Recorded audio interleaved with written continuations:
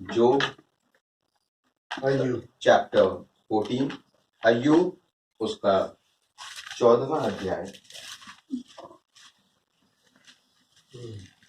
देखते हैं आज परमेश्वर हमसे क्या बात करना चाहते हैं। अय्यूब 14वां अध्याय, मैं उसकी एक आयत पढ़ूंगा और फिर हम आगे। पहली आयत, मनुष्य जो स्त्री से उत्पन्न होता है वो थोड़े दिनों का और दुख से भरा रहता है। आइए अपने सर कुछ एक छोटी सी प्रार्थना। प्रभु यीशु मसीह, आपका धन्यवाद देते हैं एक बार फिर से प्रभु, आपके प्यार के लिए, रहम के लिए प्रभु, इन वचनों के लिए प्रभु यीशु मसीह। प्रभु ये वचन पढ़े गए, मुझ में कोई खूबी लियाकत नहीं है प्रभु कि इन वचनों को मैं किसी को समझा सकूं, बता सकूं प्रभु। मैं तुच्छ और अशुद्ध होने वाला मनुष्य हूं प्रभु, मुझे बोलना नहीं आता है। और ये मैं कोई डायलॉग नहीं, लेकिन सच में दिल से बोलता हूं प्रभु कि सच में मुझे बोलना नहीं आता है प्रभु। लेकिन हे खुदावन पवित्र आत्मा, आप आए प्रभु और आप मुझसे भी बात करें और अपने इन बच्चों से भी बात करें प्रभु, क्योंकि हम आपकी आवाज सुनने आए हैं। ये भाई बहन प्रभु किसी भाई को सुनने नहीं आए, ये भी आपको सुनने के लिए आए। इसलिए मेरी आपसे विनती प्रार्थना है प्रभु, आप यहाँ पर आए, इस मीटिंग का टेक चार्ज आप ले प्रभु। आप चीफ गेस्ट हैं हमारे प्रभु, आप आए खुदावन और आप हम सब की मदद करें प्रभु। खुदावन इस रोटी को जो हमने तोड़ी प्रभु, इस रोटी को आप तोड़ तोड़ के अपने बच्चों को खिलाएं। आपका नाम मुबारक हो, यीशु मसीह के नाम मांगते हैं। तो खुदावन क्या कह रहा है? मनुष्य जो स्त्री से उत्पन्न होता है वो थोड़े दिनों का और दुख से भरा रहता है। आमीन। हम सभी ने स्त्री से ही उत्पन्न हुए हैं, हम सब ने किससे? स्त्री से जन्म लिया है। और हमारा ये बाइबल कह रही है, क्या कह रही है? कि मनुष्य जो स्त्री से उत्पन्न होता है वो दुख से भरा रहता है। आमीन। और तो यहाँ पे दाऊद जो है वो एक बहुत ही दुखी वाली उसमें है, सेंस में है, बड़ा दुखी है वो कह रहा है कि मनुष्य जो स्त्री से उत्पन्न होता है वो थोड़े दिनों का और दुख से भरा रहता है।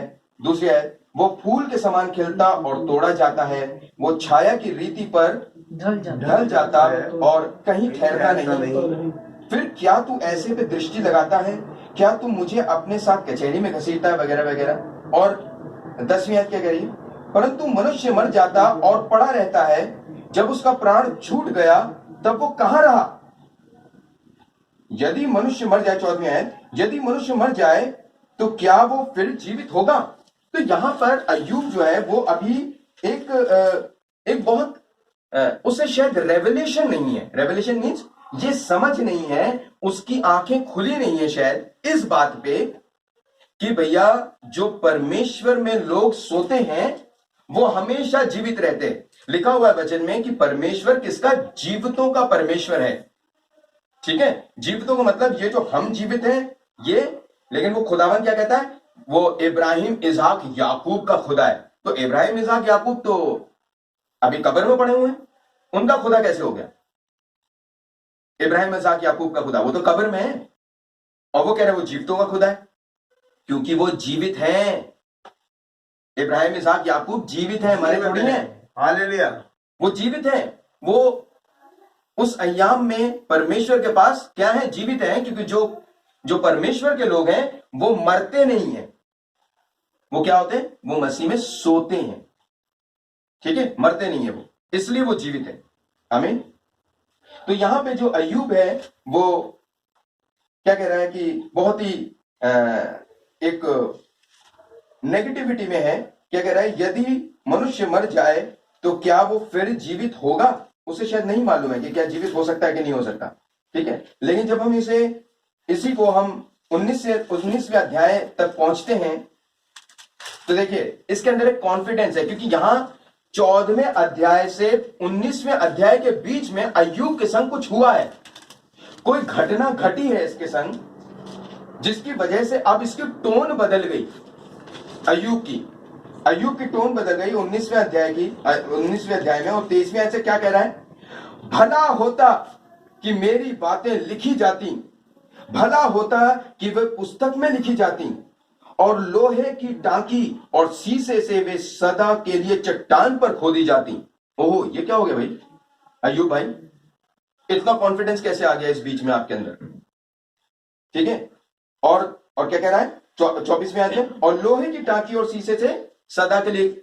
लोहे की टांकी से लिख दी गई भैया, ये प्रिंटिंग प्रेस में लोहे की टांकी से लिखी गई है। तो जो अय्यूब कहना चाह रहा था वो लिख दिया गया, हो गया भैया। आमीन। 25वें आयत, मुझे तो निश्चय है कि मेरा छुड़ाने वाला जीवित है और वो अंत में पृथ्वी पर खड़ा होगा, और अपनी खाल के इस प्रकार नष्ट हो जाने के बाद भी मैं शरीर में होकर परमेश्वर का दर्शन पाऊंगा। आमीन। तो अब तक जो है 14वें अध्याय में वो कह रहा है कि मनुष्य क्या मर जाता है तो मनुष्य पड़ा रहता है, ऐसा होता है कि नहीं होता है। लेकिन 19वें अध्याय में क्या कह रहा है, भला होता कि मेरी बातें लिखी जाती, और एक कॉन्फिडेंस में है अय्यूब, और कह रहा है कि और अपनी खाल के इस प्रकार नष्ट हो जाने के बाद भी मैं शरीर में होकर परमेश्वर का दर्शन पाऊंगा। आमीन। मैं एक और आयत पढ़ना चाह रहा हूं बस।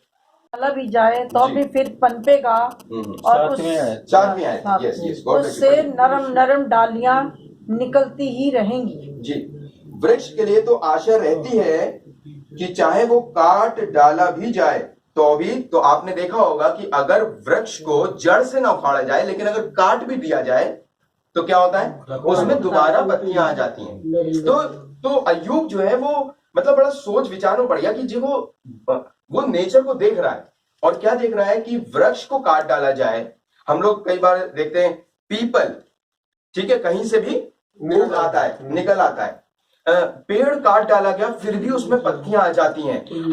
हर बार जब पतझड़ का समय होता है तो पत्तियां झड़ जाती हैं, ऐसा लगता है कि एक मृत्यु आ गई। लेकिन जैसे ही स्प्रिंग टाइम आता है दोबारा से पत्तियां आ जाती हैं, उसमें फल आ जाते हैं, उसमें सब कुछ आ जाता है, राइट। तो कह रहा पेड़ के लिए तो आशा है, लेकिन क्या मनुष्यों के संग ऐसा होता है?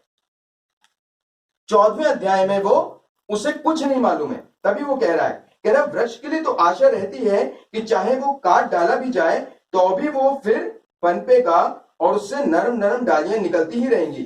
चाहे उसकी जड़ भूमि में पुरानी भी हो जाए और उसका ठूंठ मिट्टी में सूख भी जाए तो भी वर्षा की गंध पाकर वो फिर पनपेगा और पौधे के समान उससे शाखाएं फूटेंगी। मतलब एक रेजरेक्शन उसे दिखाई पड़ रहा है खुदा की कायनात में। कोई चीज मर रही है लेकिन दोबारा उसके अंदर एक रेजरेक्शन वो देख पा रहा है, नेचर को देख पा रहा है। लेकिन मनुष्यों की जब बात आती है तो वो थोड़ा होपलेस हो रहा है। क्या मनुष्यों के संग ऐसा होगा? परंतु मनुष्य, फिर क्या कह रहा है 10वीं आयत, परंतु मनुष्य मर जाता है और पड़ा रहता है, जब उसका प्राण छूट गया तब वो कहां रहा? इसका मतलब मनुष्यों के बारे में उसको आज जैसे दुनिया में बहुत से लोग हैं जिनके ऊपर ये रिवील्ड नहीं है, जिनके ऊपर ये भेद नहीं खुला है कि एक बार मर जाने के बाद, इसलिए थिस्सलुनीकियों में, पहले थिस्सलुनीकियों शायद 4थे अध्याय में लिखा हुआ है कि पहले थिस्सलुनीकियों 4थे अध्याय में लिखा है कि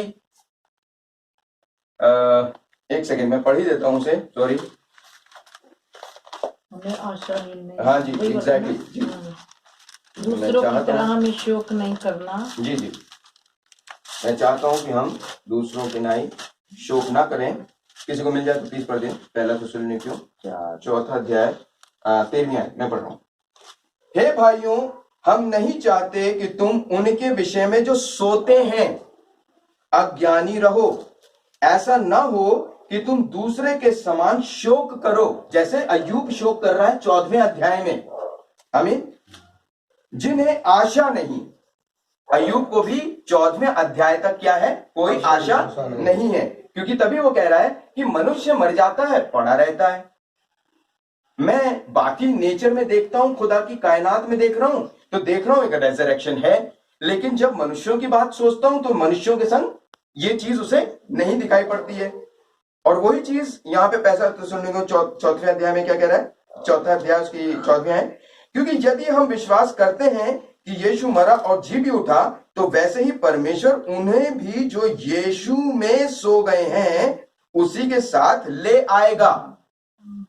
ये बात 19वें अध्याय तक आते आते खुल गई, इसीलिए कॉन्फिडेंस में आ गया अय्यूब और कह रहा है कि मेरी बातें लोहे की टांके से लिखी जाती, चट्टान पे खोदी जाती।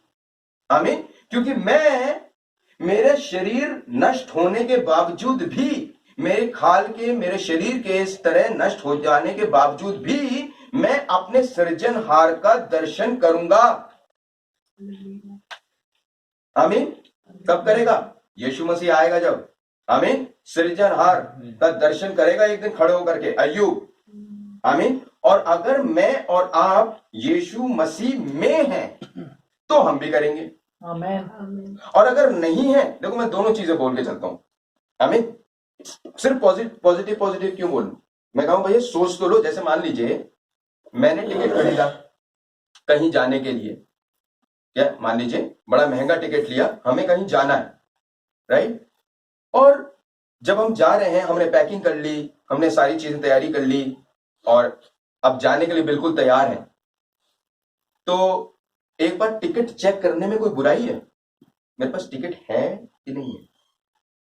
कहीं ऐसा तो नहीं टिकट छूट जाए, पता चला पहुंच गए स्टेशन और या एयरपोर्ट और टिकट घर पे छोड़ दिया, जा पाओगे? नहीं जा पाएंगे। टिकट चाहिए हमें।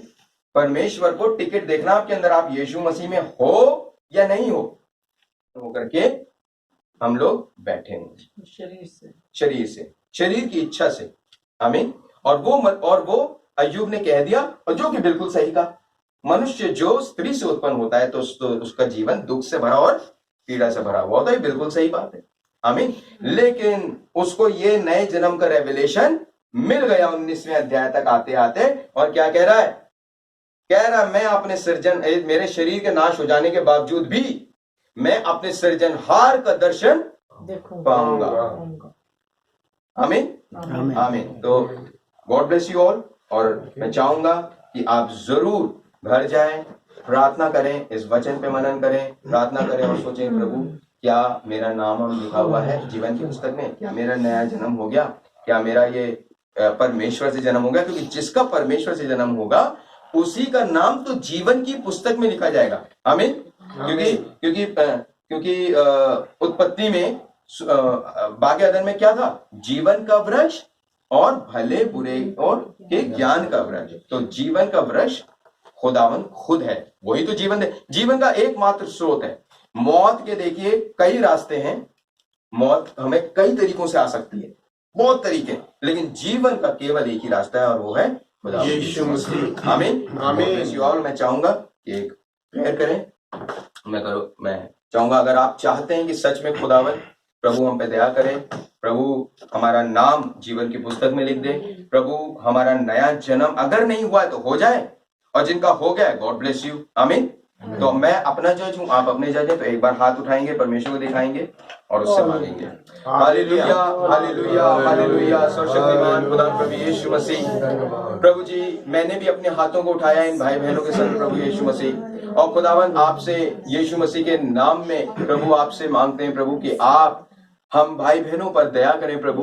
खुदावन हमारी आत्मिक आंखों को खोलें प्रभु यीशु मसीह, और प्रभु अगर हमारा नया जन्म नहीं हुआ है प्रभु तो आप हमारा नया जन्म करें प्रभु।